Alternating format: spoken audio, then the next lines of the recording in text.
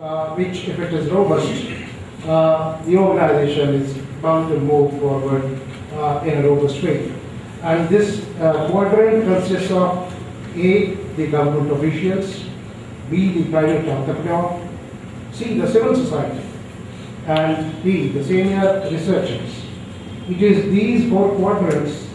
If an organization relates to these four in a robust way, the organization is more likely to move to a position of leadership, like Apple, like Acer, like SAP.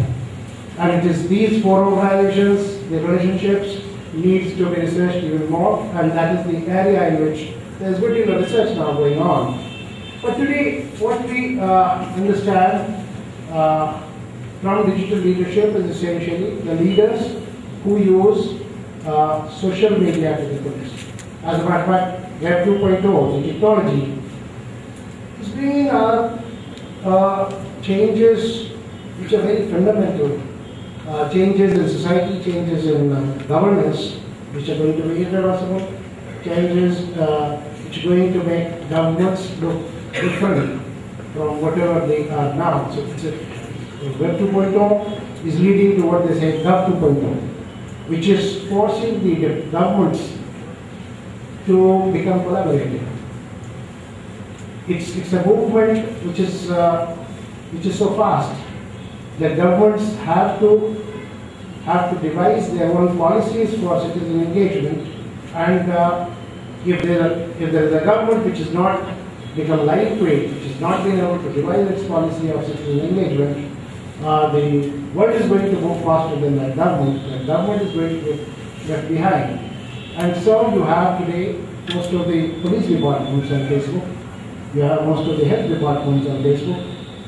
There are examples of Bangalore Police Commissioner, Delhi Police Commissioner catching some crime takes place on the road, and within seconds you find that Facebook gives clues, finds criminal, helps police uses the Facebook and is able to reach out to the criminal because of this collaborative. So this is collaborative governance, and this collaborative governance, as a matter of fact, is expanding at a pace which is difficult for us to even capture.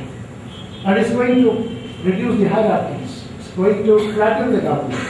It's going to let many of the things which the governments are doing now to be taken over by people interested on the social media as their objectives. And some of these things are going to become movements of people. And the government would, in many of these things, would come out of these things, and people would take a good deal of governance in their own hands in a very short time from now.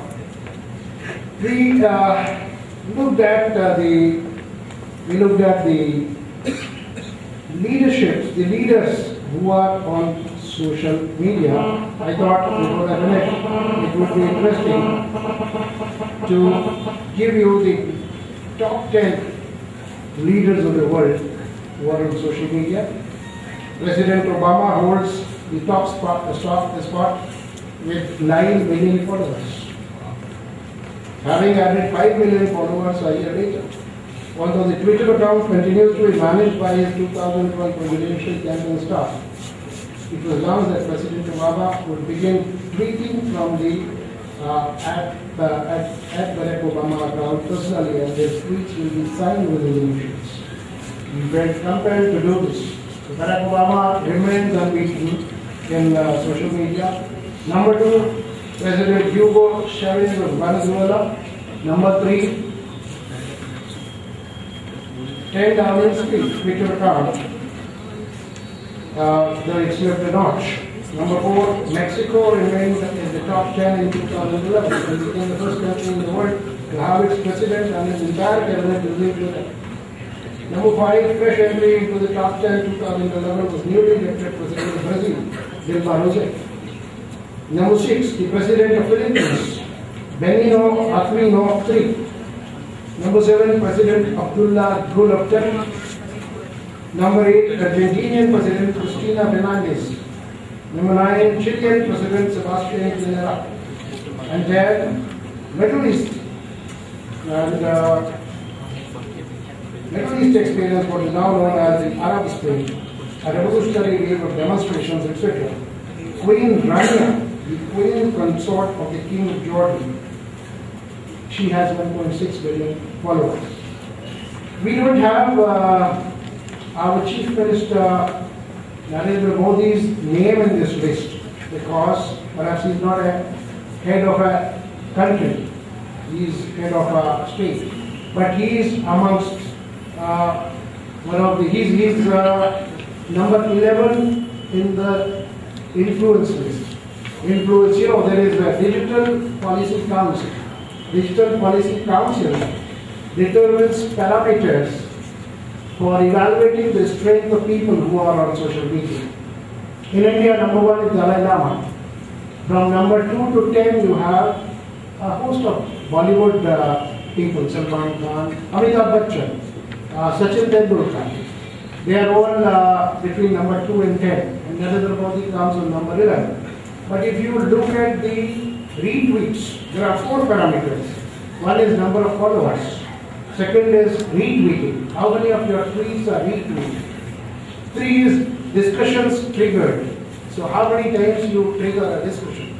And 4th is personal engagement. Like I talked about Barack Obama.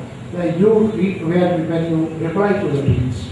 Most of the other top 10, like Sachin Tendulkar, has a following of something like, he's got a mark of 100. Amitabh Bachchan has got a mark of 122. But on personal engagement, they are not very high. They are not very high on responding. While Narendra Modi is, in terms of influence, is higher because of personal engagement on Twitter and social media like Facebook. Shashi Tharoor again has a following of 13 lakhs. So these are some of the people who are using digital world to the maximum level of for creating their influence. Today, this digital leadership as a subject begins, I think, the modules. So I think I would finish here. We are way behind our schedule. I would take this opportunity to thank Dr. Akshay Agrawal for giving me this opportunity. And you're not here, but I was telling people here that I'm here because of my commitment to the GTU from the Department of Science and Technology. And you can, I would like to assure you of this commitment. Whenever you want to relate to us, get us over, we're always going to be there. Thank you.